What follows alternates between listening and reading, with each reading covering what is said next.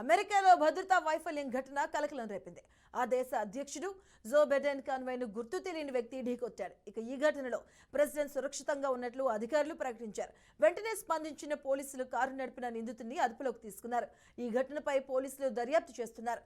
డెలావేర్లో ప్రచార కార్యక్రమంలో పాల్గొన్న సమయంలో బైడెన్ కాన్వాయ్పై ఈ ఘటన జరిగినట్లు సమాచారం అందుతోంది.